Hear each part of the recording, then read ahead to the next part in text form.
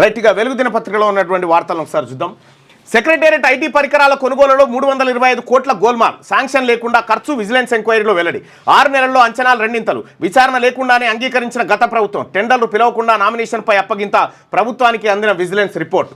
సెక్రటేరియట్లో ఐటీ పరికరాల కోసం 325 కోట్లు గోల్మాల్ చేసినట్టు. కేసీఆర్ గారి హయాంలో గోల్మాల్ అంటే చాలా చిన్న విషయం. అది డాడీ నాకు కొన్ని పైసలు ఎన్నిరా బిడ్డ అంటే 15 సరిపోతాయిరా, 30 తీసుకోపో, 30 కోట్లు ఇచ్చేయరా భయ్య, అంత ఈజీగా ఎత్తుకపోయారు. కంప్యూటర్లు ఉంటారు కదా, వాళ్ళ కథం చేసినట్టు పైసలు. మీకు ఇంకోటి ఏంటంటే 317 జీవో తీసుకొచ్చింది శ్రీపాల్ రెడ్డి సారథ్యంలోనే. రెండో విషయం ఏంటంటే అప్పుడు ఎప్పుడొస్తాయో జీతాలు తెలియకపోతే కూడా ఈయన సపోర్ట్ చేయలే.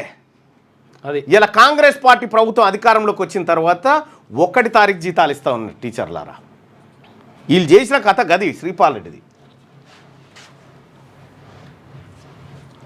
ఇగో శాంక్షన్లు లేకుండా 325 కోట్ల రూపాయలు గోల్మాల్ చేసిరట. కోట్లే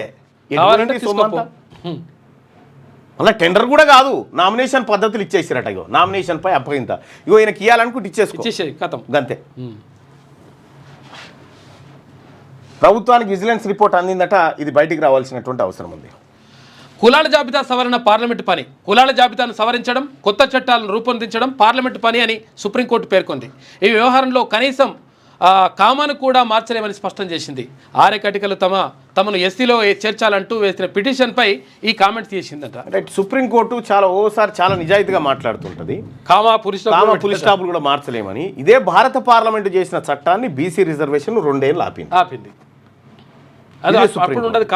అప్పుడు కామాల పులి స్టాప్ ఉండదు, మాకు ఫ్రీడమ్ ఉంటుంది. ఏ నివేదిక లేకుండా డైరెక్ట్ బీసీ టాపిక్ వస్తే కోర్టులకు సిసి అనుకుంటాయి కోర్టులు. బీసీ టాపిక్ వస్తేనే నీళ్లు సీమకు, నిధులు కేసీఆర్కు. 10 ఏళ్ల బీఆర్ఎస్ పాలనలో జరిగింది ఇదే. సీఎం రేవంత్ రెడ్డి పాలమూరు ప్రాజెక్టులను కేసీఆర్ పూర్తి చేస్తుంటే ఇప్పుడు చంద్రబాబుతో నీళ్ల పంచాయతీ ఉండేది కాదు. ఆనాడు వైఎస్ఆర్కు ఊడియగం చేసి రాయలసీమ కృష్ణా జలాల తరలింపులకు సహకరించిండు. ఏపీ పోతిరెడ్డిపాడుకు పొక్కబెట్టి 40,000 క్యూసెక్కులు తరలించకపోయేలా చేసిండు. ప్రగతి భవన్లో జగన్కు పంచభాక్ష పరమాన్నాలు పెట్టి రాయలసీమ లిఫ్ట్కు పథకం పన్నిండు. కాంట్రాక్టర్ల కమిషన్ల కోసం కక్కుర్తిపడి మన ప్రాజెక్టులను పట్టించుకోలేదని ఫైర్. మోదీ కేసీఆర్ తన పాలనపై చర్చకు సిద్ధమని సవాల్. నారాయణపేట జిల్లా అప్పక్పల్లిలో ఇందిరమ్మ ఇండ్లకు సీఎం శంకుస్థాపన చేసినటువంటి ఫోటోను మనం ఇక్కడ చూడొచ్చు. హామీల అమలుపై చర్చకు సిద్ధమా? 12 ఏళ్ల ప్రధాని మోడీ పాలనపై, 10 ఏళ్ల కేసీఆర్ పాలనపై, 12 నెలల మా పాలనపై చర్చకు సిద్ధం. ఒకవేళ చర్చలో మేము ఓడిపోతే ముక్కు నేలకు రాస్తా. ఢిల్లీలో మోడీ ఉన్నాడు, ఆయన మనుషులు బండి సంజయ్, కిషన్ రెడ్డి ఇక్కడ ఉన్నారు. వాళ్ళిద్దరికి నేను సవాల్ చేస్తున్నా. 2014, 19, 24లో మోడీ ఇచ్చిన హామీలు, 2023లో మేమిచ్చిన హామీల మీద చర్చకు సిద్ధంగా ఉన్నాం. కాంగ్రెస్ నుంచి నేను దామోదర్ వస్తాం. బీజేపీ నుంచి కిషన్ రెడ్డి, బండి సంజయ్ రావాలి. బీఆర్ఎస్ నుంచి తండ్రి కొడుకులు వస్తారా, మామ అల్లుడు వస్తారా, బావ బొమ్మడిది వస్తారా, ఎవరైనా రండి, ఎక్కడైనా ఎప్పుడైనా చర్చ పెడదామని చెప్తా ఉన్నారు. వీళ్ళకు ఇంతమంది అక్కర్లేదు, వాస్తవానికి కూడా వీళ్ళకి ఇంతమంది అక్కర్లేదు. విధ్వంసం కదా కేసీఆర్ పరిపాలన అంతా. ఇగో గిడ పైన లేదు, పావుల పనికి రూపాయి ఖర్చు పెట్టిండు. విధ్వంసం కదా. కాంగ్రెస్ పార్టీ విధ్వంసం చేయలే, మీలాగా విధ్వంసం చేయలే. బీఆర్ఎస్ పార్టీ హయాంలో జరిగిన విధ్వంసం. ఇలా ఎవరిని నేను అడుగుతా ఉన్నా, కిషన్ రెడ్డి గారిని, అనిల్ అంబానీ తీసుకున్నటువంటి అప్పు 46,000 కోట్ల రూపాయలు భారత ప్రభుత్వం మాఫీ చేస్తుంది. ఇదే నరేంద్ర మోడీ గారు బీసీ ప్రధానమంత్రి అని చెప్పుకునే నరేంద్ర మోడీ గారు మొత్తం దేశవ్యాప్తంగా 10 ఏళ్లలో ఓబీసీ విద్యార్థులకు స్కాలర్షిప్లు 9,000 కోట్ల. ఎక్కడ చర్చ కూర్చుందామో చెప్పురిగా. ఇదే కేసీఆర్ గారు, మీరు మీ కొడుకు ఆర్థిక విధ్వంసం పక్కకు పెట్టు, సామాజిక విధ్వంసం ఎట్లా చేసిరో దాని మీద చర్చకు సిద్ధమా? 33% ఉన్నటువంటి బీసీల రిజర్వేషన్ను 18-19% తీసుకొచ్చింది మీరు కాదా? అసలు ఈడబ్ల్యూఎస్ కోటాను తెలంగాణ రాష్ట్రంలో ఇంప్లిమెంట్ చేసిన ద్రోహి కేసీఆర్ కాదా? ఏది లేకుండా డైరెక్ట్ తీసుకొచ్చి మీ 2 పార్టీలు, Bharatiya Janata party, BRS party, మీరు చేసిన విధ్వంసం ఇది కోలుకోలేని విధ్వంసం తెలంగాణ రాష్ట్రానికి.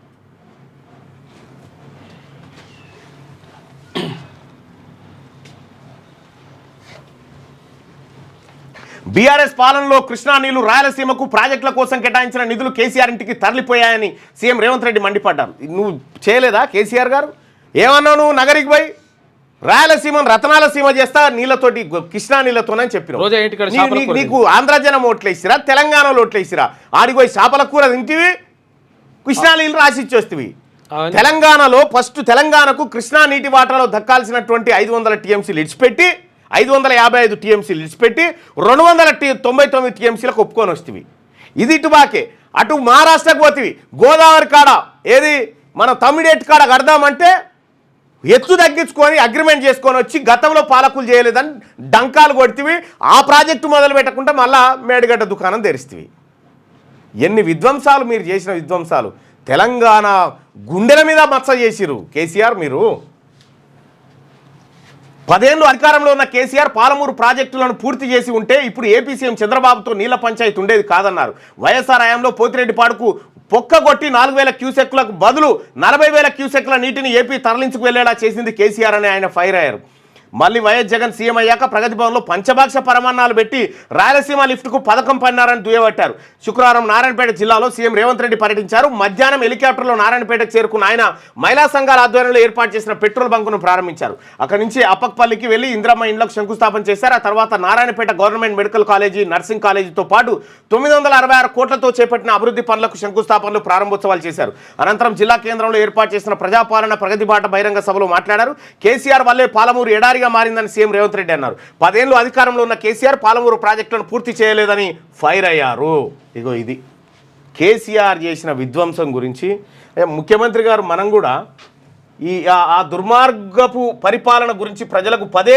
గుర్తు చేయడం వల్ల లాభం లేదు ఆ భయకంపితులైనటువంటి పరిస్థితుల నుంచి ఎందరో ముఖ్యమంత్రులైన ఎన్నిసార్లైనా మన పాలమూరు పేదరికాన్ని చూపించి ప్రపంచ దేశాలలో మార్కెటింగ్ చేసుకున్నారు తప్ప మన జిల్లాను అభివృద్ధి చేయలే ఇవాళ ఈ వేదిక మీద నుంచి నేను అడుగుతున్న మేధావులను ఈ తెలంగాణ రాష్ట్రంలో ఉన్న చదువుకున్న వాళ్ళను నీళ్లు నాగరికత తెస్తాయి నీళ్లు పంటలు తీసుకొస్తాయి మీ నీళ్లు పసిడి బంగారాన్ని పండిస్తాయి మరి నీళ్లు నాగరికతను దేవాల్సింది పసిడి పంటలు పండించాల్సిన ఈ పాలమూరు జిల్లాలో కృష్ణా నది జలాలు 811 టీఎంసీలు దశాబ్దాలుగా పారుతున్నా మాకెందుకు పసిడి పంటలు రాలేదు మా కష్టాలు ఎందుకు తీరవలేదు మా కన్నీళ్లు ఎందుకు తూడవలేదని నేను అడుగుతున్నా ఈ పాలమూరు జిల్లా నాడు ఉమ్మడి రాష్ట్రంలో లేదా ఈ పాలమూరు జిల్లా ఏర్పడ్డ తెలంగాణ రాష్ట్రంలో లేదా ఈ పాలమూరు జిల్లా బీఆర్ఎస్ పార్టీకి ఓట్లు వేయలేదా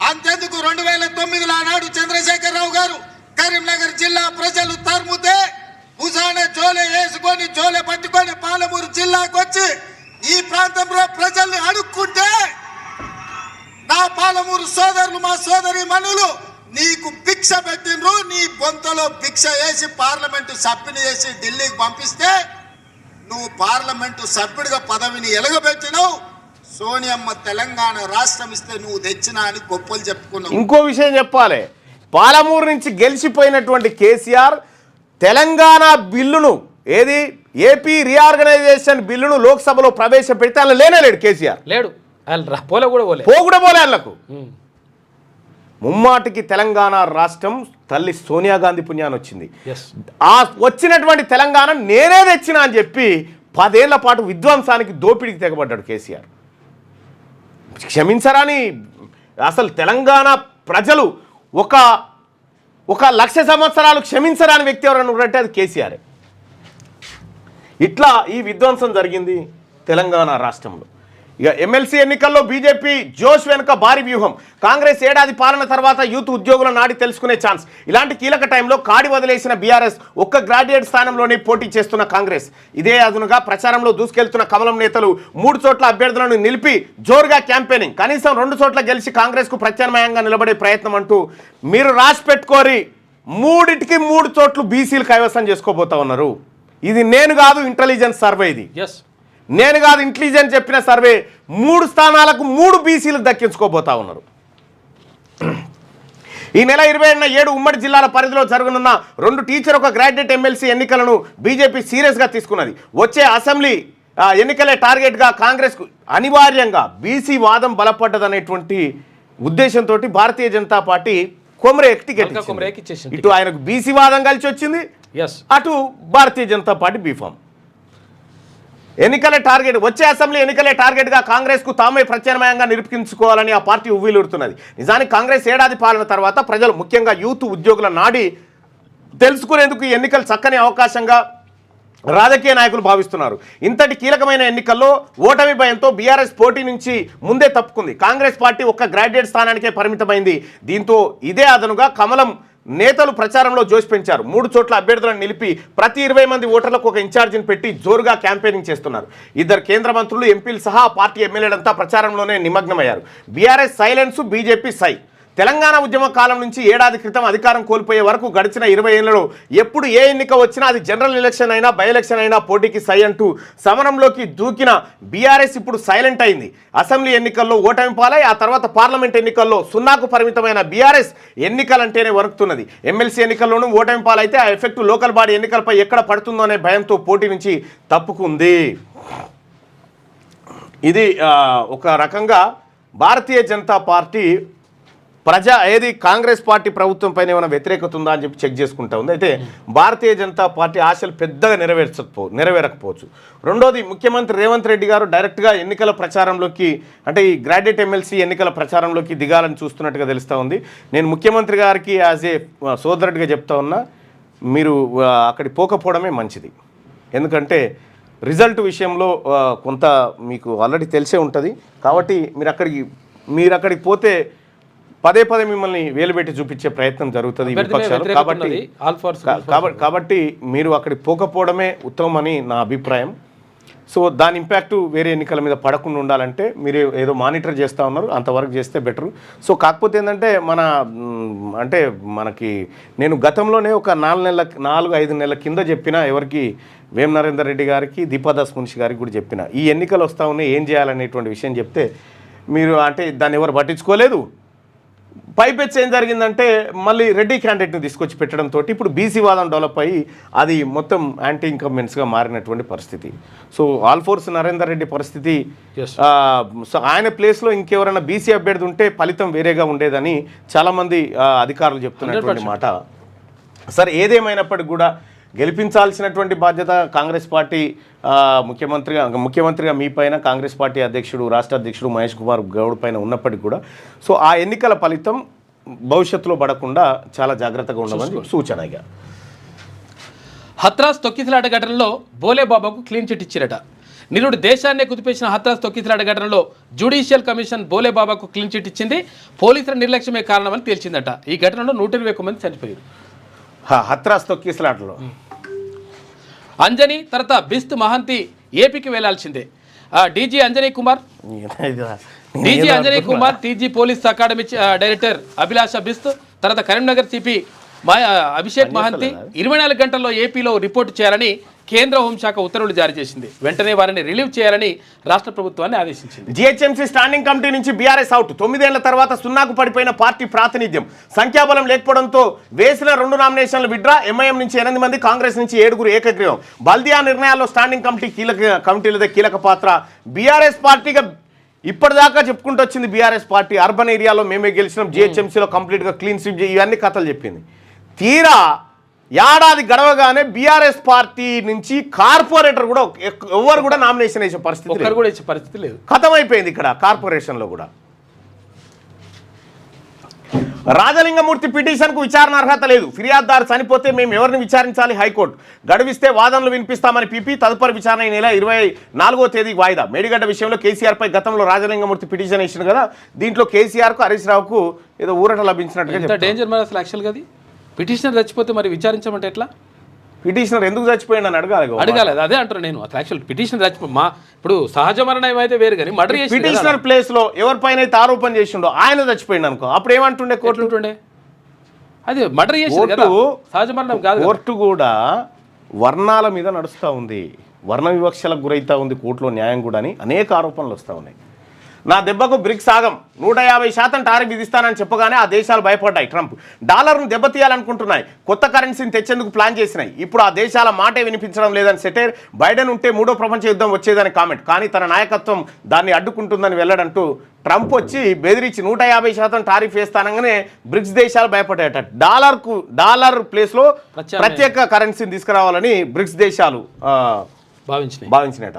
ఈ అమెరికా నిధుల వ్యవహారం, బీజేపీ కాంగ్రెస్ మాటల యుద్ధం. విదేశీ శక్తులతో కాంగ్రెస్ చేతులు కలిపిందని బీజేపీ ఫైర్. విచారణ చేపట్టి నిజాలు తేల్చారు. బట్టగాల్చి పట్టుకున్న మీ దేశంలో భారతీయ జనతా పార్టీని మించిన వాళ్ళు లేడిగా. 116 టీఎంసీలు కావాలి, జూన్ వరకు పంటలకు నీళ్లు ఇవ్వాలి. కృష్ణా బోర్డుకు తెలంగాణ విజ్ఞప్తి. ప్రస్తుతం అందుబాటులో ఉన్న 72 టీఎంసీలు వెంటనే విడుదల చేయాలి. ఏపీ వాటా 66% అయినా 75% తోడేసింది.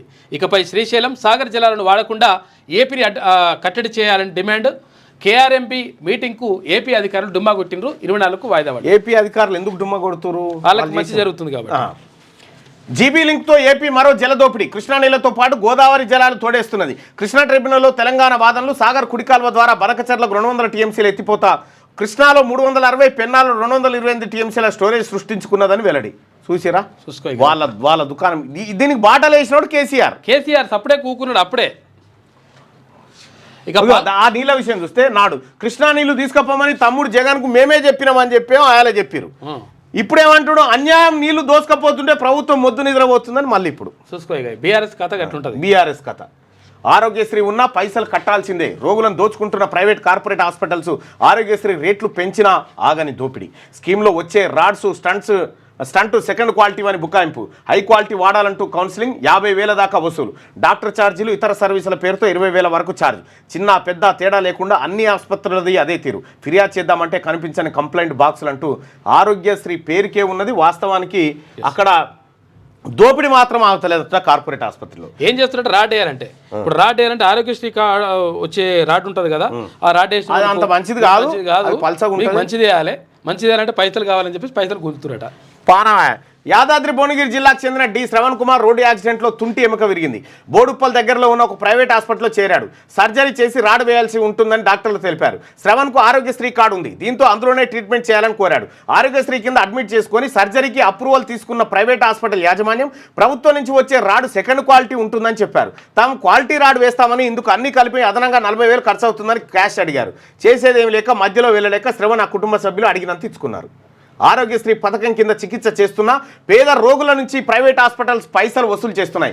ఆరోగ్యశ్రీ వర్తిస్తుందని చెబుతూనే ఆ పైన డబ్బులు గుంజుతున్నాయి. కొన్నిసార్లు చేసే ట్రీట్మెంట్లో తేడా ఉంటుందని, మరికొన్నిసార్లు హార్ట్ సర్జరీలు అయితే వేసే రాడు, స్టంట్ క్వాలిటీవి వేస్తామని రోగుల నుంచి పైసలు దండుకుంటున్నారట. దందా, ఇదో పెద్ద దందా. అసలు ఆరోగ్యశ్రీ విషయంలో అన్ని హాస్పిటల్స్ వేస్తున్నాయి. ఇక పాల్కన్ కేసులో ఈడీ ఎంట్రీ. 6,979 కోట్ల నుంచి 79 నుంచి 1,700 కోట్ల వసూలు చేసిన సంస్థ. ఇండియన్ కరెన్సీ క్రిప్టోల్లోకి మార్చి దుబాయ్, మలేషియాకు తరలింపు. 14 షెల్ కంపెనీలకు 850 కోట్ల రూపాయల మళ్లింపు. మనీ లాండరింగ్పై ఈసీఐఆర్ నమోదు చేసిన ఈడీ. ఇక చైర్మన్, ఎండీ, సీఈఓపై లుకౌట్ సర్క్యులర్ కూడా జారీ చేసిరట. పాల్కన్ కేసులో ఈడీ ఎంటర్ అయ్యి గంట 1,700 కోట్లు వసూలు చేసిందట సంస్థ. చూసుకో ఎంత దుర్మార్గులు. ఆంధ్రజ్యోతి. 498 వరకట్న సెక్షన్ మాత్రమే కాదు, అన్ని రకాల వేధింపులకు వర్తిస్తుంది. భర్తపై క్రూరత్వ అభియోగాల నమోదుకు కట్నం డిమాండ్ ప్రత్యేకంగా చేర్చక్కర్లేదు. సుప్రీంకోర్టు వ్యాఖ్యలు, ఏపీ హైకోర్టు తీర్పు కొట్టేసింది. రైట్గా. పర్యాటక అందం. మిస్ వరల్డ్ పోటీలతో తెలంగాణ బ్రాండ్కు ఊతం. మే 7 నుంచి 31 వరకు హైదరాబాద్లో అంగరంగ వైభవంగా 140 దేశాల నుంచి యువతులు, 3,000 మీడియా ప్రతినిధులు. వారిని రాష్ట్రంలోని పర్యాటక ప్రాంతాలకు తీసుకెళ్తాం. ఇప్పటికే థీమ్ సిద్ధం. దేశాలన్నీ రాష్ట్రం వైపు చూసేలా ప్రణాళిక. ఆంధ్రజ్యోతితో పర్యాటక శాఖ ముఖ్య కార్యదర్శి స్మితా సబర్వాల్. చంద్రబాబుతో పంచాయతీ కేసీఆర్ వల్లే. 10 ఏళ్లలో పాలమూరు రంగారెడ్డిని పూర్తి చేయనందునే ప్రజాప్రభుత్వం చేస్తున్న పనులు కనిపించడం లేదా? స్థానిక ఎన్నికల్లో ఇందిరమ్మ ఇల్లున్న గ్రామాల్లో మేము పోటీ చేస్తాం. మీరు డబుల్ బెడ్రూమ్ ఇల్లు నిర్మించిన గ్రామాల్లోనే పోటీ చేస్తారా? నారాయణపేట జిల్లాలో ప్రజాపాలన ప్రగతి సభలో సీఎం రేవంత్ రెడ్డి మాట్లాడాడు. అప్పక్పల్లిలో ఇందిరమ్మ ఇళ్ల నిర్మాణానికి సీఎం భూమి పూజ. 1,00,00,000 మంది మహిళలను కోటీశ్వరులుగా చేయడమే లక్ష్యం. తొలుత జిల్లాకు పెట్రోల్ బంకు, తర్వాత నియోజకవర్గానికి ఒకటి. అయితే మహిళా సంఘాలకు ఏడాదికి 2 చీరలు అని చెప్పేసి రేవంత్ రెడ్డి అంటుండు. మహిళా సమైక్య పెట్రోల్ బంకును ప్రారంభించిన ముఖ్యమంత్రి. రైట్గా నేడు బీసీ నేతలతో సీఎం రేవంత్ భేటీ. స్థానికంలో బీసీ కోటాపై చర్చ, ప్రజాభవన్లో సమావేశం, పాల్గొననున్న టీపీసీసీ చీఫ్. టీపీసీసీ విస్తృత స్థాయి సమావేశం వాయిదా పడ్డదట. ఇవాళ బీసీ నేతలతో ముఖ్యమంత్రి రేవంత్ రెడ్డి భేటీ అవుతున్నట్టుగా వార్త. నాకు సమాచారం అయితే లేదు కానీ మరి వార్తనైతుంది. అదొక కిక్ బ్యాక్ స్కీమ్. నిధులను ఖర్చు పెట్టుకుంటారు, వాటిని పంపిన వారిని వారి లబ్ధికి పనిచేస్తారు. భారత్కి ఆ నిధులు పోతున్నాయా? యుఎస్ఏ నిధులపై ట్రంప్ మళ్ళీ ఫైర్. రాహుల్ గాంధీ ఓ దేశద్రోహి అని బీజేపీ, ఆ నిధులు బంగ్లాదేశ్కి వెళ్ళాయి అని చెప్పి కాంగ్రెస్ చెప్తున్నటువంటి మాట. ఏందో కథ మరి. ఎల్ఆర్ఎస్ ఫీజు నిర్ధారణ. ప్రభుత్వ భూమి, జలవనరుల సమీపంలోనివి కాకుండా మిగిలిన దరఖాస్తులన్నిటికీ ఆటోమేటిక్ ఫీ జనరేషన్. రుసుము సమాచారం నేరుగా దరఖాస్తుదారులకి 1-2 రోజుల్లో అందుబాటులోకి ప్రత్యేక సాఫ్ట్వేర్. నేడు మార్గదర్శకాలు జారీ చేయనున్న సర్కార్. ఫీజు వసూలపై సబ్ రిజిస్ట్రార్లకు సర్కులర్ జారీ చేసిరట. హౌసింగ్ బోర్డు భూముల్లోనే టౌన్షిప్లు, 2వ దశలో భూసేకరణ, నిర్మాణాలు. పీపీపీ విధానం లేక రుణాల ద్వారా వివిధ వర్గాల ప్రజలకు తక్కువ ధరలో ఇల్లు ఇవ్వడమే లక్ష్యం. ఇక క్రమబద్ధీకరణ పేరుతో కొత్త దుకాణం. 50,000 కోట్ల దోపిడీ కాంగ్రెస్ స్కెచ్. ఉచిత ఎల్ఆర్ఎస్ హామీ ఏమైంది? కాంగ్రెస్ సర్కార్పై ప్రజల్లో పెరిగిన వ్యతిరేకత. ముస్లింలతో కూడిన బీసీ బిల్లును కేంద్రానికి పంపిస్తే వెనక్కి పంపుతాం. బండి సంజయ్. కాంగ్రెస్ను నమ్మి ఓట్లేస్తే నిండా ముంచారు. రాష్ట్ర ఆర్థిక పరిస్థితి పూర్తిగా దివాలా తీసింది. కేసీఆర్ దోపిడీ పాలన కొనసాగింపుగా కాంగ్రెస్ పాలన అని చెప్పి కేంద్ర మంత్రి కిషన్ రెడ్డి. నన్ను తేలిగ్గా తీసుకోవద్దు. Maharashtra deputy CM Eknath Shinde. మహాయుతిలో అంతర్యుద్ధం వార్తల నేపథ్యంలో సంచలన వ్యాఖ్య. ఇక సీఎం ఫడ్నవీస్తో అంతా బాగుంది అన్న 3 రోజులకే మాటల్లో మార్పు వచ్చిందట. రైట్గా బీటెక్, హైటెక్, కోర్ ఇంజనీరింగ్ విద్యార్థులకు ఏఐ, డేటా సైన్స్ వంటి ఎమర్జింగ్ టెక్నాలజీ కోర్సులు. 20 క్రెడిట్స్తో కొత్తగా మైనర్ డిగ్రీ, ఆనర్స్ డిగ్రీ. 4 ఏళ్ళు 120 క్రెడిట్స్, 3 ఏళ్లలోనే పూర్తి. 7-8 సెమిస్టర్లంతా ఫుల్ టైం ఇంటర్న్షిప్ ఛాన్సు. ఇకపై 2 ఇంటర్న్షిప్స్, 4 పారిశ్రామిక సందర్శనలు. ప్రొఫెసర్ ప్రాక్టీస్గా ఐటీ నిపుణులు. ప్రతి విద్యార్థికి ఉద్యోగ అవకాశాల లక్ష్యంగా ఇంజనీరింగ్ విద్యలో కీలక మార్పులు. నిపుణుల కమిటీ సిఫార్సు. ఇక అది చదువుకు ఉద్యోగానికి సంబంధం ఉండలేదు అనమాట. అందుకని చదువుకు ఉద్యోగానికి నిన్న ఒక నోటిఫికేషన్ వచ్చింది, అది పెడతా కానీ చూడు. ఇక 3,000 కోట్ల రూపాయలతో ఎస్సీ ఎస్టీలకు స్వయం ఉపాధి పథకాలు. సంక్షేమం కోసం ఎన్ని నిధులైనా వెచ్చిస్తాం. వివిధ సంక్షేమ శాఖల బడ్జెట్ ప్రతిపాదనల భేటీలో డిప్యూటీ సీఎం బట్టి విక్రమార్క మాట్లాడాడు. 3,000 కోట్ల రూపాయలు ఎస్సీ ఎస్టీలకు స్వయం ఉపాధికి పథకాలు పెడతారట. నిన్న పంజాబ్ గవర్నమెంట్ ఒక నిర్ణయం తీసుకున్నట్టుగా తెలుస్తూ ఉంది. ఒకసారి ఆ నిర్ణయం ఏందో చూద్దాం. సరే వాట్సాప్.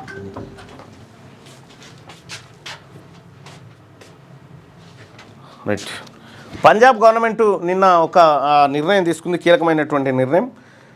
రిజర్వేషన్ పాలసీ విషయంలో the government of Punjab has revised the reservation policy for economically weaker section EWS.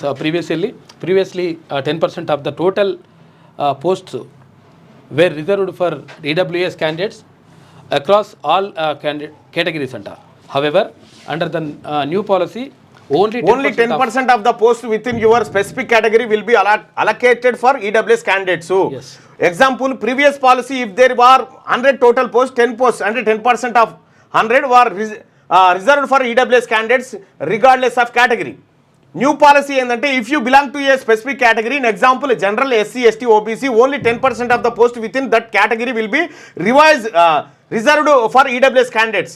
For instance, if there are 50 posts in the general category, only 5 posts will be reserved for EWS candidates within the general category. కొత్త policy ప్రకారం ఇది చేయబోతా ఉన్నారట. పాత policy ఈ విధంగా ఉండేది. 10 ఉంటే 10%, 10 అట్లా ఉండేది. యాక్చువల్గా ఇప్పుడు మధ్యప్రదేశ్ జబల్పూర్ హైకోర్టు ఇచ్చింది. ఇక్కడ ఛత్తీస్గఢ్ కూడా 4% కంటే ఎక్కువ ఈడబ్ల్యూఎస్ చేస్తలేదు. ఇవాళ తెలంగాణ రాష్ట్రంలో 10కు 10 ఈడబ్ల్యూఎస్ ఇంప్లిమెంట్ చేస్తూ ఉన్నారు. 1,100 మంది టీచర్లు అప్పర్ క్యాస్ట్ నుంచి వచ్చి ఇవాళ విద్యా వ్యవస్థలో పడ్డారు. పంజాబ్ గవర్నమెంట్ సవరించింది. అసలు యాక్చువల్గా ఏంటంటే 100%లో 10% అని చెప్పేసి గతంలో ఇచ్చింది. అయితే అది కరెక్ట్ కాదు. ఇక్కడైతే ఓపెన్ ఏదైతే 50% ఉంటుందో 50%లో 10% అంటే 5%కి సవరించింది. ఏది జనరల్ కేటగిరీలో ఉన్న దాంట్లోంచే 10%. ఎస్సీ ఎస్టీ బీసీలకు దిగంగా 50% పోగా మిగిలిన 50లోంచి 10%. కానీ ఇక్కడ తెలంగాణలో అన్యాయంగా 100% మొత్తం 100లోంచి 10% తీసేసింది. ఇది ఎక్కడ న్యాయం? మీకు ఎగ్జాంపుల్ ఈజీగా అర్థం కావడానికి ఒక మాట చెప్తా. ఇది మొత్తం ఉద్యోగాలు. ఎస్, ఓకే, 100% ఉద్యోగాలు ఇవి. గీత ఇందులో 50% ఏమో ఎస్సీ ఎస్టీ బీసీలకు, ఎస్ ఎస్సీ ఎస్టీ ఓబీసీ వీళ్ళకు. అయితే ఈ మిగిలిన 50% ఉంది కదా, ఎస్ ఈ మిగిలిన 50%లోంచి ఇది ఓపెన్ 10% ఈడబ్ల్యూఎస్ అని చెప్పింది కోర్టు. ఎస్ కానీ తెలంగాణలో ఏం జరిగిందంటే ఈ 100లోంచి 10%, ఈ 100లోంచి 10% తీస్తున్నారు అన్నట్టు. ఇప్పుడు ఈ 100లోంచి 10% ఇవ్వడం వల్ల 100కు 10 ఉద్యోగాలు వెళ్ళిపోతాయి. ఇప్పుడు 100 ఉద్యోగాలు ఉన్నాయనుకో, ఈ 100లోంచి 10% తీయడం వల్ల 10 ఉద్యోగాలు ఈడబ్ల్యూఎస్కి పోతాయి.